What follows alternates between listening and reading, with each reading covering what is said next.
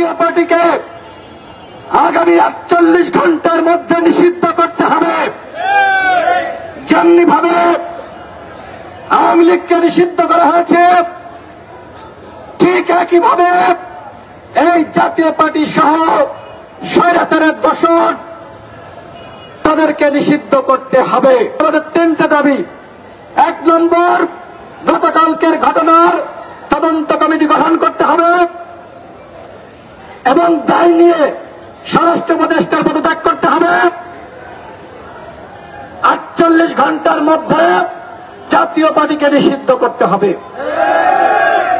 সংগ্রামী সাথী বন্ধুগণ, আমরা একটু আগে দেখলাম অন্তর্বর্তীকালীন সরকারের প্রেস সচিব তিনি নুরুল হক নূরের উপর যে হামলা হয়েছে সেই হামলার প্রতিবাদ জানিয়ে সরকারের পক্ষ থেকে সাংবাদিক সম্মেলন করেছেন।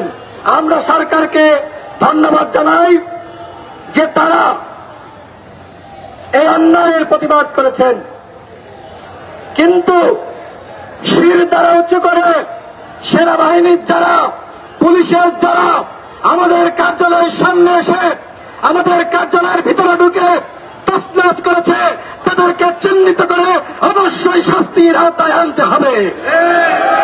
সংগ্রামী সাথী বন্ধুগণ, একটু আগে খবর পেলাম বাংলাদেশের ৩টা বড় দল বিএনপি, জামাত, এনসিপি, মানে সরকার ঘোষিত ৩টা বড় দল, এই ৩টা দল নিয়ে তারা আগামীকাল বৈঠকের আয়োজন করেছে প্রধান উপদেষ্টার সভাপতিত্বে।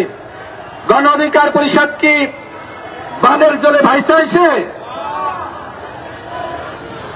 আমার স্পষ্ট ঘোষণা, স্পষ্ট বক্তব্য, আগামীকাল ৩ দলের সাথে কোনো বৈঠক হবে না। আগামীকাল বৈঠক হবে সর্বদলীয় বৈঠক। যদি ৩ দলের সাথে বৈঠক করে বাকি দলগুলোর সাথে বৈষম্য সৃষ্টি করেন, ওই যমুনা কিন্তু ঘেরাও করা হবে। সবাইকে নিয়ে সর্বদলীয় বৈঠক আগামীকাল ডাকতে হবে। অন্যথায় আপনারা একদিকে আমাদের বলবেন আমরা অন্যায়ের প্রতিবাদ করছি, আমরা বৈষম্যের বিরুদ্ধে, অন্যদিকে ৩টা দলকে ঘোষণা দিয়ে, 4টা দলকে ঘোষণা দিয়ে আপনি বলবেন এরা বড় আর আমরা ছোট। এই গণ অধিকার পরিষদের জন্ম না হলে এদেশে গণ অভ্যুত্থান হবে না। এই গণ অধিকার পরিষদের জন্ম না হলে হাসিনার পতন হবে না। আদর্শের কোন সংস্কার আন্দোলন, যে আন্দোলনের নেতৃত্ব আমরা দিয়েছি, আমি নিজে 15 দিন রিমান্ডের নির্যাতনের শিকার হয়েছি। এইবার এই কোন সংস্কার আন্দোলনে যারা নেতৃত্ব দিয়েছে, কেউ আমার মতন 15 দিন রিমান্ডের নির্যাতনের শিকার হয়েছে? আমি তাদের উপর যে হামলা হয়েছে, মামলা হয়েছে, তাদেরকে পুলিশের হেফাজতে নেওয়া হয়েছে, আমি সেইটাকে ছোট করে দেখছি না।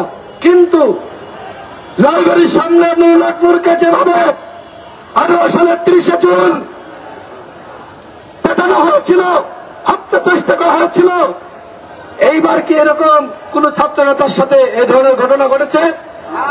ত্যাগ কিন্তু আমাদের কম নাই, কিন্তু মাইনাসের খাতায় 1 নম্বরে গণ অধিকার পরিষদ। সেই মাইনাসটা কে করছে? এই অন্তর্বর্তীকালীন সরকার। আমি এই 3 দলকে ছোট করছি না, এইটা সরকারের দায়িত্ব সবাইকে নিয়ে বৈঠকের আয়োজন করা। এত বড় ঘটনার পরে আপনারা জাতীয় পার্টিকে নিষিদ্ধ করার সিদ্ধান্ত নেবেন, 3টা দলের সাথে বসবেন, বাকিরা কি দল না? বাকিদের পছন্দ হয় না? বাকিদের চেহারা সুরত খুব খারাপ, তাই না?